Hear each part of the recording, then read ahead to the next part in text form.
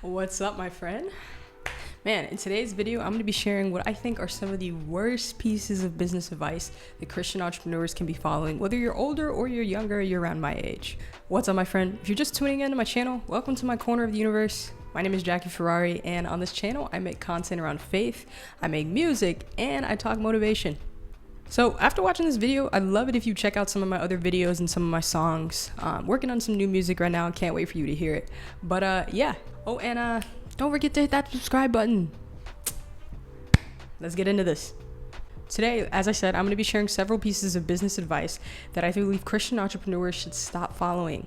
There are a million gurus out there and everybody's giving advice, but not all of it is good and not all of it is helpful. And especially not all of it is good for Christians to be listening to. Because as Christians, remember, God calls us to live a life that is contrary to the principles that the world operates by. We have to be different. We have to stand out. So you're going to look crazy to the world. But the beauty of being a Christian is you got the creator of the universe on your side. So what is there to fear? This first one that we're going to talk about is this idea that success loves speed. Now see, here's the thing. This fires me up because success absolutely loves speed.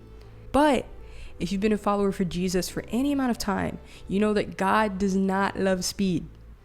In fact, God often moves very slowly. Success loves speed, but God does not. And you know why God doesn't love speed? Because he's more concerned about our character than he is about us achieving our dreams and being successful. Like, God cares about our character. He cares about our heart, and who you become in the process is a lot more important than reaching a certain milestone or making a lot of money. Here's the thing, your achievements, unfortunately, they don't impress God. What impresses God is your character. That's what matters.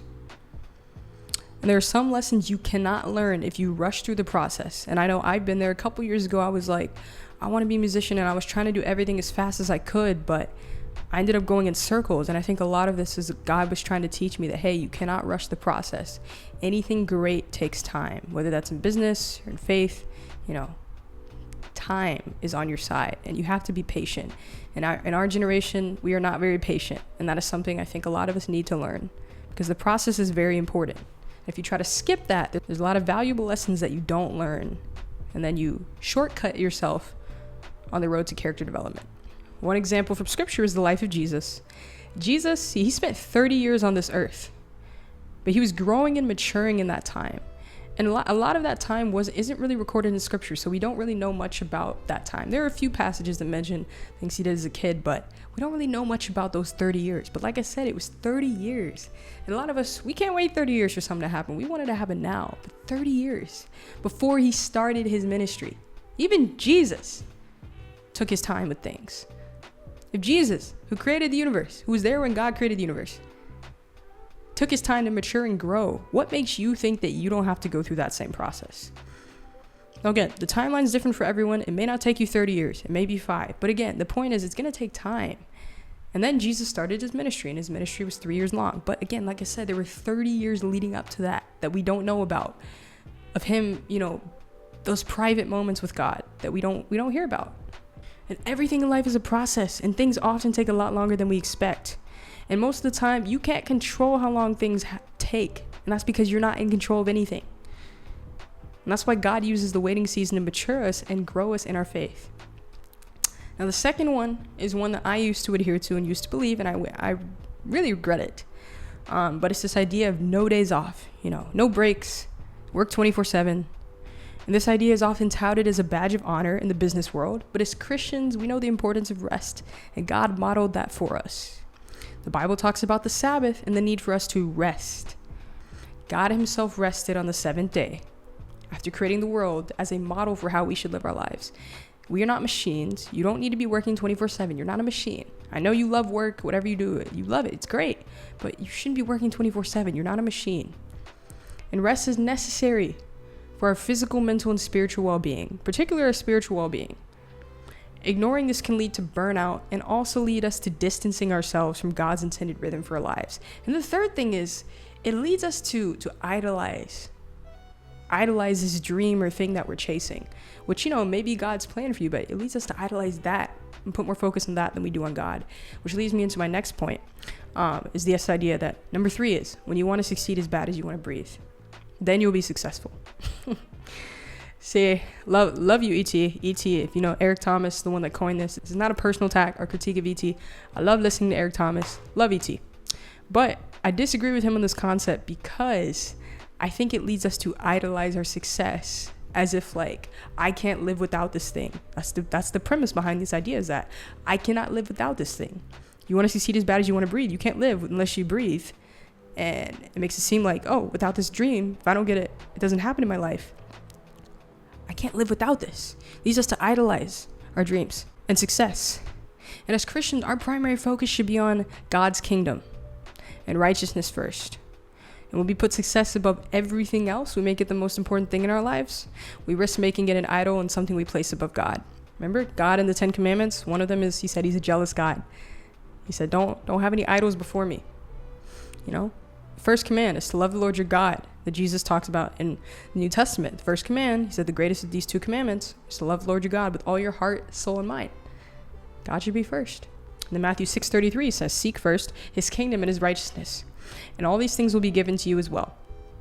So if you seek God, often God can take care of the things that you think that you can't live without. God can take care of all that stuff. And you know, if it's hard, God can take care of all that stuff if you're seeking after him first. All right, number 4, your dreams are a preview of life's coming attractions. Now, this is a very motivational quote. It's meant to hype you up, make you feel good, and it sounds really cute. It sounds really nice, right? But I don't believe it stems from biblical wisdom. You see, while it's good to have dreams and ambitions, this is something I had to learn the hard way over the past few years of chasing my dreams. This is a lesson I really had to, it took me a long time to learn, but here's the thing. It is good to have dreams and ambitions, and God often gives us those dreams and ambitions. But the thing is, they must align with God's purposes and plans for our lives. They must align with God's will. Proverbs 19:21 says, many are the plans in a person's heart, but it is the Lord's purpose that prevails. It is crucial to seek God's guidance and ensure that our dreams are in alignment with his plans.